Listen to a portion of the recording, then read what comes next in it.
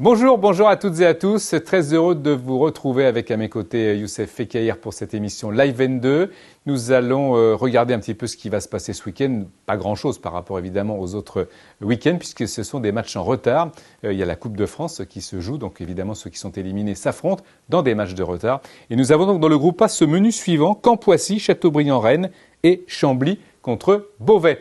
Pour évoquer ce dernier match, Chambly-Beauvais, nous sommes avec l'entraîneur de Chambly, Fabien Valéry. Bonjour Fabien, merci d'être avec nous. C'est important de gagner ce match en retard, Fabien, bien sûr. Oui, tout à fait. Alors là, on est dans une période où ça se passe pas trop mal pour nous. On est sur une bonne dynamique.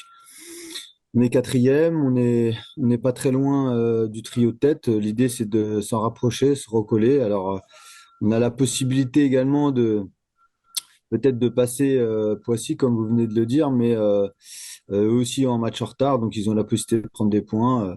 L'idée, c'est de continuer sur cette dynamique et essayer de faire un bon match pour avoir un bon résultat, pour obtenir un bon résultat.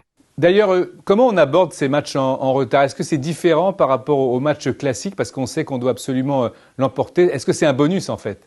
Non, c'est pareil. L'idée, c'est toujours de préparer au mieux les matchs, de faire le mieux possible, de bien préparer le match, de se mettre dans les meilleures conditions pour avoir la possibilité de faire la meilleure performance possible. L'idée, toujours de répéter les performances collectivement et puis que les joueurs individuellement aussi élèvent leur niveau de jeu. Et bon, l'idée, c'est de les faire progresser aussi bien individuellement que collectivement. Je regarde le classement, Fabien, Racing, Rouen, Poissy, Chambly dans les 4 premiers. C'est ce qu'on avait dit un peu tous les deux en début de saison. Ce sont les 4 équipes toujours favoris aujourd'hui? Au départ, oui, il y avait quand même des équipes qui se détachaient, comme ça à première vue. Après, moi, j'avais quand même noté Beauvais qui, avec un bel effectif, qui restait sur une saison l'année passée, qui était dans notre poule où vous avez fini troisième, une bonne équipe. Donc là, ils sont un petit peu en retard. J'aurais peut-être rajouté aussi Saint-Malo, qui est une bonne équipe. Voilà, après, c'est que le début, on arrive à un tiers du championnat. Bon, il y a quand même des choses qui se dessinent. Voilà, bon, les équipes sont pas très loin, c'est à peu près ce que je pensais. Voilà. Merci Fabien Valéry d'avoir été avec nous. Merci à vous, au revoir. Merci, bon match et à bientôt, bonne continuation. On va nous continuer justement avec le groupe B. Il y aura 2 matchs ce week-end, Lusitanos Saint-Maur contre Boulogne et Metz, un petit peu au ralenti d'ailleurs cette équipe de Metz entraînée par Sylvain Marchal par rapport à ses débuts contre Fleury. Le groupe C tout de suite avec ce match Auxerre-Toulon avant d'évoquer le talent et le buteur, le plus beau but en tous les cas choisi par vous les internautes dans ce groupe C parce que c'est un joueur de 7 qui sera récompensé. Nous allons parler de Canet-Roussillon qui va peut-être être pénalisé, même certainement, de 3 points en raison de problèmes financiers, examen financier de la DNCG qui va donc déboucher sur un retrait de 3 points pour Canet-Roussillon. Également encadrer la masse salariale du club, un coup dur pour Canet-Roussillon, un de plus puisque l'année passée il y avait déjà eu un retrait de points pour cette équipe. On va rentrer donc dans ce vif du sujet avec le talent de ce groupe C. Le talent de ce groupe C a été retenu un joueur d'Auxerre, Ryan Rodin, 16 ans, il aura 17 ans le 3 février prochain, un attaquant exceptionnel avec beaucoup de profondeur, beaucoup de percussion, beaucoup de réalisme aussi et d'efficacité. Joueur à suivre, donc Ryan Rodin pour cette équipe d'Auxerre qui est 5e de son groupe C dans cette Nationale 2. Le buteur, le plus beau but en tous les cas que vous avez choisi vous internautes, eh bien c'est Yazid Chaouf de 7. Regardez ce but, il va réceptionner ce ballon extérieur du droit dans la lucarne, fabuleux. Ce but malheureusement qui n'empêchera pas 7 d'être battu à Jura Sud, le leader incontesté sur le score de 3-1. Pas forcément pour faire plaisir au Lorrain Florian Sermez que vous retrouvez tous les mardis pour Replay N2. On a voulu quand même aller du côté de Nancy en National, donc pas évidemment en National 2, pour voir un peu Jamal Alioui qui est l'entraîneur adjoint d'Albert Cartier, l'AS Nancy-Lorraine qui est en difficulté quand même un petit peu en National par rapport aux ambitions affichées. Jamal Alioui est avec nous, l'ancien entraîneur de Gol FC. Vous vous rappelez, Gol FC qui était tout proche de la montée, qui avait acté le départ de l'entraîneur un peu en fin de saison pendant que les résultats pourtant étaient probants. Et du coup, Gol FC s'était écroulé et n'était pas monté dans la division supérieure. Donc Jamal Alioui est avec nous. Jamal, bonjour. C'est quoi votre nouvelle vie? Écoutez, c'est vrai que c'est un nouveau rôle. Quand on passe de numéro 1 à adjoint, c'est un autre métier, on va dire.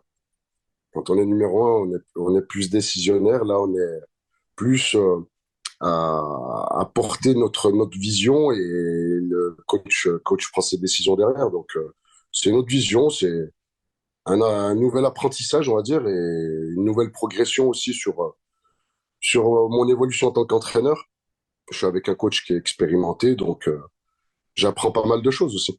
Vous pouvez un peu nous expliquer votre arrivée à l'AS Nancy-Lorraine? Avec Albert, on se connaît déjà depuis une vingtaine d'années parce que lui, c'est une légende du FC Metz en tant que joueur et entraîneur. Et moi, je suis passé par l'FC Metz. On se connaît depuis pas mal d'années maintenant.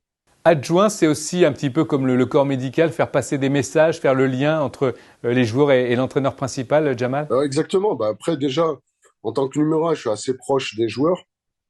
Mais aujourd'hui, c'est vraiment de pouvoir protéger le coach et protéger les joueurs en même temps. Donc, savoir véhiculer les discours de part et d'autre, tout en gardant une continuité, une homogénéité dans tout ce qu'on peut faire. À Nancy, malheureusement, pour l'instant, en tous les cas, vous êtes forcément conscient que l'objectif n'est pas rempli pour le moment. Non, bah forcément, un club comme Nancy doit être dans le premier wagon, doit remonter de par l'histoire du club, de par le public et qui est derrière nous. On sait que là, aujourd'hui en national, on a au minimum 7000 personnes. Donc voilà, c'est une ville qui vit foot. Et on sait que à travers les bons résultats, on ramènera beaucoup plus de monde au stade. Merci Jamal. Merci à vous. Merci d'avoir été avec nous. À bientôt, au revoir. Il y a également des matchs en retard dans le groupe D avec Andrézieux qui reçoit Moulins-Isère et Angoulême contre le Stade Bordelais. Voilà, c'est fini pour cette émission Live N2 sur Flux Sport Foot National avec Youssef Fekir qui était avec moi. On se dit bien sûr à la semaine prochaine. Mardi, Florian Sermez pour Replay N2. On ne va pas se quitter sans évidemment rendre hommage à l'arbitre Johan Hamel, tragiquement décédé cette semaine. Et puis 2 infos transferts. Chris, l'ancien entraîneur du Mans et défenseur de l'Olympique Lyonnais qui devrait être le nouvel entraîneur de Versailles, ça devrait être officiel bientôt dans les prochains jours. Et puis Fred Bompard, on l'avait eu comme invité sur Live N2 au début de l'existence de l'émission. Fred Bompard, l'ancien adjoint de Rudy Garcia à Marseille et à Rome notamment, ainsi qu'à Lille, qui va signer lundi son contrat avec le Nîmes Olympique en Ligue 2. À très bientôt, bonne journée.